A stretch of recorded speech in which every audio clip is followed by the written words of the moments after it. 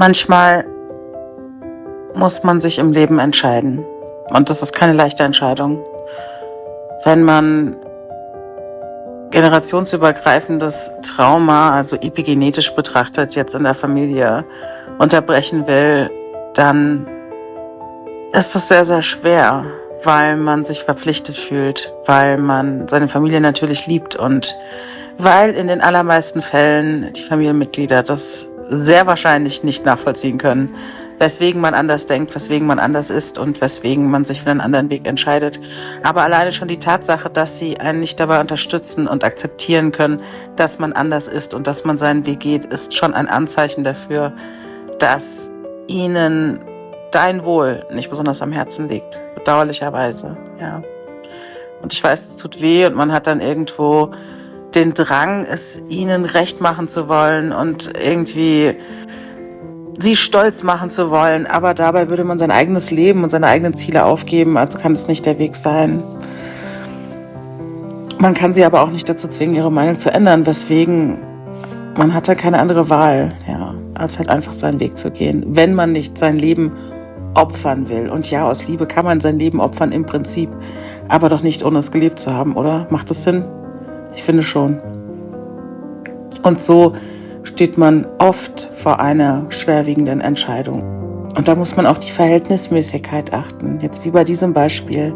Will man sein Leben aufopfern für seine Familie? Ich habe mir dabei gerne vorgestellt, wie meine Familie halt perfekt ist. Ja? Also perfekt im Sinne von ihre Seele. Ihre Seele würde wollen, dass ich glücklich bin. Sie selber als Mensch vielleicht nicht, aber ihre Seele würde es wollen. Und deswegen, weil wenn sie mal nicht mehr auf diesem Planeten verweilen und als Energie, weiß nicht, als Seele eben woanders sind, dann würden sie runterschauen und würden verstehen, dass sie aus ihrem Ego gehandelt haben und dass sie mich damit unglücklich gemacht haben und dass das nicht richtig war. Ihre Seele weiß es. Nur mit ihrer Seele sind die allermeisten Menschen leider nicht verbunden, fürchte ich. Deswegen haben sie eben aus dem Ego agiert, ja.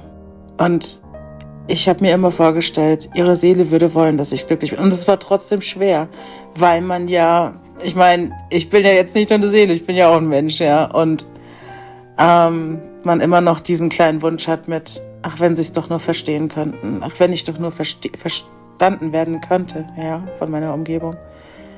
Das war teilweise sehr schmerzhaft. Aber es war ein Prozess, an dem ich gewachsen bin und wovon ich mich irgendwo lösen konnte, von ihrem irdischen Ego-Denkmuster, wovon die allermeisten Menschen nun mal beherrscht werden, ob sie es wollen oder nicht. Naja, sie wollen es wahrscheinlich. Sie wehren sich auf jeden Fall nicht dagegen, sagen wir mal so. Und mein Leben zu verschwenden wäre einfach nicht das Richtige gewesen. Also im Namen von dem Ego von jemand anderem, sagen wir mal so. Egal, um wen es geht. Das ist genauso wie, wenn man sich entscheiden müsste zwischen, du bekommst jetzt die nächsten 10 Tage nur noch eine Sache, Wasser oder was zu essen. Für was würdest du dich entscheiden? Ja? Es ist schwer, aber man nimmt natürlich das kleinere Übel, weil wenn du dich für Essen entscheiden würdest, würdest du vermutlich sterben, ja, innerhalb der nächsten 10 Tage. Würdest du aber Wasser nehmen, könntest du easy überleben. 10 Tage lang mit Wasser alleine würde das kein Problem sein.